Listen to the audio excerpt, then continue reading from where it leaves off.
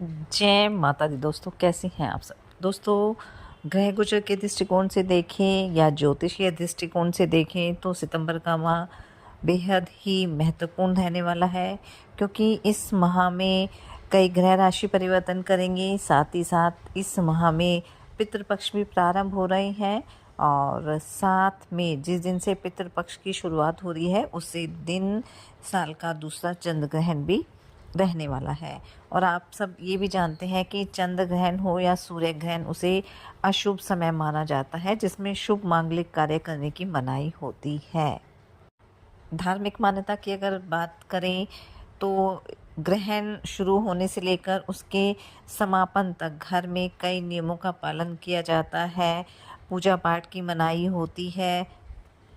और आपको बता दें कि ये जो चंद्र ग्रहण है वो 7 सितंबर 2025 को लगने जा रहा है।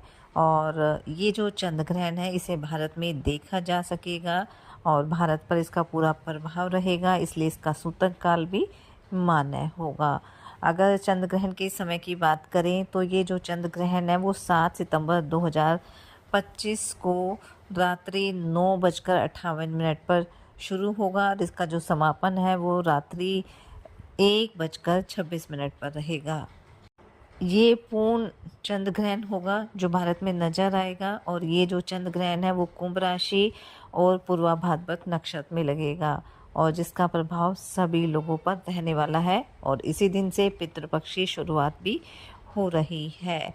तो इस वीडियो में हम चर्चा कर रहे हैं मकर राशि के बारे में कि ये जो चंद्र ग्रहण है उसका क्या प्रभाव मकर राशि के जीवन पर पड़ेगा, क्योंकि ये जो चंद्र ग्रहण है वो मकर राशि के दूसरे भाव में, धन भाव में लगेगा। तो धन भाव में क्या प्रभाव रहेगा और इस ग्रहण का समय क्या रहेगा, सूतक काल का समय क्या रहेगा और कौन से उपाय करना बेहतर रहेगा, इन्हीं सब बातों के बारे में इस वीडियो में हम चर्चा करने वाले हैं। तो आगे बढ़ने से पहले आप सबसे निवेदन है कि अगर आप मेरे चैनल पर पहली बार आए हैं तो मेरे चैनल को सब्सक्राइब जरूर कर लें। तो चलिए बात कर लेते हैं चंद्र ग्रहण का क्या प्रभाव मकर राशि के जीवन पर पड़ेगा। ये जो चंद्र ग्रहण है वो 7 सितंबर 2025 को और रात्रि लगने वाला है। और आपको बता दें कि जो चंद्र ग्रहण होता है उसका सूतक काल 9 घंटे पहले शुरू हो जाता है। तो ऐसे में इसका जो सूतक काल है वो दोपहर 12:59 से शुरू हो जाएगा। सूतक काल में भी आप किसी तरह की खरीदारी ना करें, कहीं बाहर ना जाए, कोई यात्रा ना करें। भारत समेत ये जो चंद्र ग्रहण है वो Asia, Europe, Australia, New Zealand, America, दक्षिण अमेरिका के कुछ हिस्सों में भी देखा जा सकेगा। ये जो चंद्र ग्रहण है वो कुंभ राशि और पूर्वा भाद्रपद नक्षत्र में लगेगा। चंद्र ग्रहण के समय राहु और चंद्रमा कुंभ राशि में विराजमान रहेंगे और मिलकर ग्रहण योग का निर्माण करेंगे। आपको बता दें कि ये जो चंद्र ग्रहण है वो रात्रि 11 बजे से देर रात 12:22 तक अपने चरम पर रहने वाला है। और चूंकि ये जो चंद्र ग्रहण है वो मकर राशि के दूसरे भाव में, धन भाव में लगने जा रहा है, तो धन भाव में कहीं ना कहीं इस चंद्र ग्रहण का प्रभाव आपके लिए नकारात्मक रह सकता है और इस ग्रहण को लेकर आपको सावधानी भी बरतनी है। और अगर आप शेयर बाजार से जुड़े हैं तो यहाँ आपको बड़े उतार चढ़ाव का सामना भी करना पड़ सकता है, क्योंकि चंद्रमा का जो संबंध है वो हमारी भावनाओं के साथ भी होता है। अगर आप सट्टेबाजी से जुड़े हैं, इस तरह का कोई कार्य करते हैं तो उसमें गिरावट देखने को मिल सकती है। और क्योंकि ग्रहण कुंभ राशि में लग रहा है और कुंभ राशि जिसे अक्सर पानी से जुड़ी घटनाओं को उकसाती है, जैसे बाढ़, तूफान, तो इस तरह के एरिया में अगर आप काम करते हैं तो वहाँ भी आपको थोड़ी सावधानी बरतनी है। बाकी करियर कारोबार के दृष्टिकोण से ये ग्रहण आपके लिए लाभप्रद रहेगा। आपके कारोबार में वृद्धि के योग बनने वाले हैं। बेरोजगार हैं तो रोजगार भी आपको मिल सकता है, किसी नए काम की शुरुआत भी कर सकते हैं। लेकिन वहीं दूसरी तरफ स्वास्थ्य को लेकर भी आपको सावधानी बरतनी है, क्योंकि इस दौरान आपका स्वास्थ्य खराब हो सकता है, आपका मानसिक तनाव बढ़ सकता है। वैसे तो करियर कारोबार के लिए ग्रहण काफ़ी अच्छा है, लेकिन अगर आपको किसी तरह का लेन देन करना है तो उसमें थोड़ी सावधानी बरतनी है।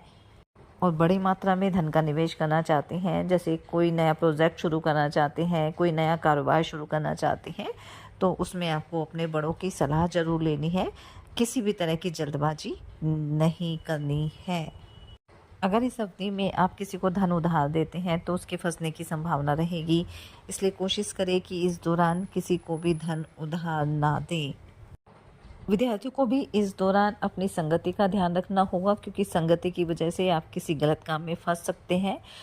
इसलिए इस बात का विशेष ध्यान रखें कि आपकी जो संगति है वो अच्छी रहे, कोई भी गलत तरीका ना करें, कोई भी शॉर्टकट तरीका ना अपनाएं, बल्कि मेहनत करें, मन को एकाग्र करके चलें।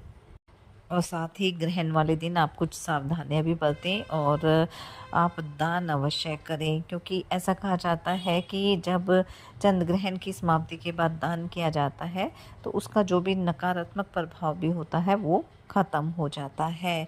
और घर में अगर अन्न का दान करते हैं तो घर में अन्न की कभी कमी भी नहीं रहती है।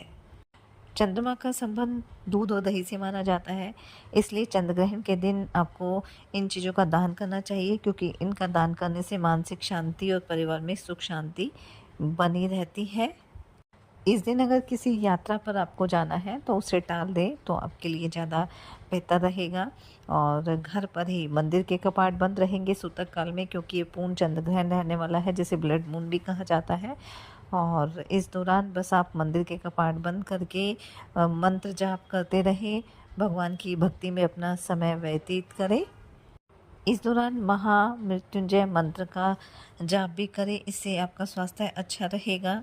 और चंद्रमा को मजबूत करने के लिए आप चंद्र बीज मंत्र का भी जाप कर सकते हैं, गायत्री मंत्र का आप जाप करें, इससे आध्यात्मिक उन्नति होगी।